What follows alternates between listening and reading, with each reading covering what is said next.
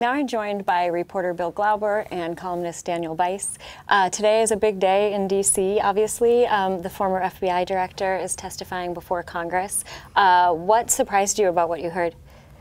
I think, the fact that he just laid it all out there, which you don't really expect in Washington. You usually expect, people to say this and that and try to hide behind words, but he laid it out there. He's made it clear he didn't really trust President Trump.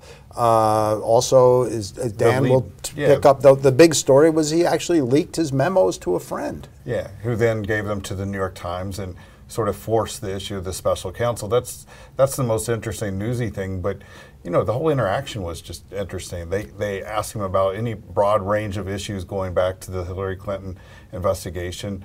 I mean, he was pretty casual at times. What did you say at the one time? Lordy, I hope there were the Lordy, I hope there were tapes. Hope there are tapes. We are talking about a Boy Scout. I mean, whoever plays him in the movie is going to have been an Eagle Scout or something. And very tall. But yeah, I think. And it was interesting to see how some of the senators did. There were former prosecutors who had like a list, point by point by point. You had someone like Joe Manchin, who clearly isn't a prosecutor, and was like, I have 600 questions for my constituents. So, and then would just ask him open-ended questions. And it's interesting to see someone like this in real time being asked to respond to news stories. Was this right in this news story? Was this right in this news story? It's probably not quite like watching the Watergate hearings back when I was back in third grade watching those things, but it's a pretty dramatic testimony. I thought it might be duller than it was, but it's not been dull at all. I was pretty surprised by what he said about how he started taking very careful notes immediately after conversations with the president, because unlike his conversations with President Obama or former President Bush, that he had questions about Trump's character, essentially, and felt like he might lie about it in the future. That seemed like a kind of stunning thing to hear from somebody who led the FBI. It was, and he wouldn't take the bite, was there obstruction of justice? That's not for him to say. He just laid out the facts as he believes they are and as he knew them.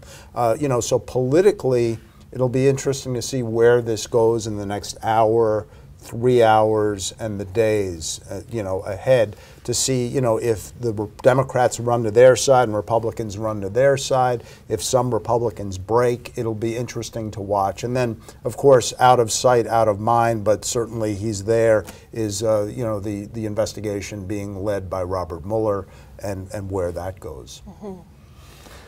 Yeah, I mean, pretty compelling stuff.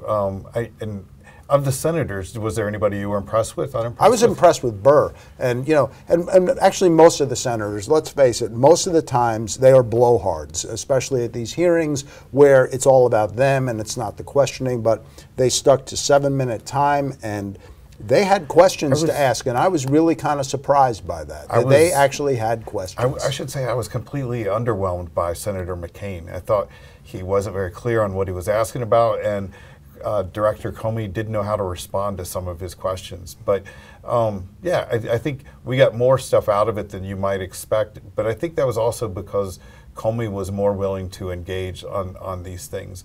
And it's also interesting that when it became clear that Comey had written these notes, given them to a friend, and they went to the New York Times, one of the senators, I can't remember which one, realized, okay, well, we can get the notes not through the special counsel, but we can get it through this friend of yours. Will you ask that friend to turn over the document?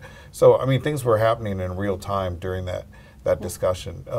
And there's such a long way to go. Everybody is trying to push this thing forward. Let's get to the end. Well, we're really not. We're at the famous. We're at the end of the beginning, right. and that's really where we are. But the lobbying will start now, where talk radio people and other people and bloggers are going to say, well, they should ask this, they should ask that. Why did this person ask that? And that's where.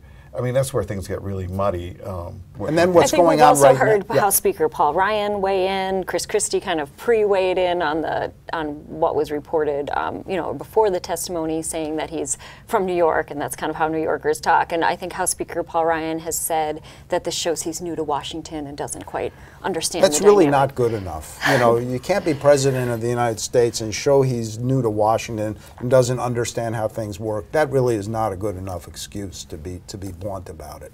So in the Clinton administration, the word that everyone analyzed was "is." What the meaning of "is" the word this time is going to be hope. Yes. What does the word hope mean?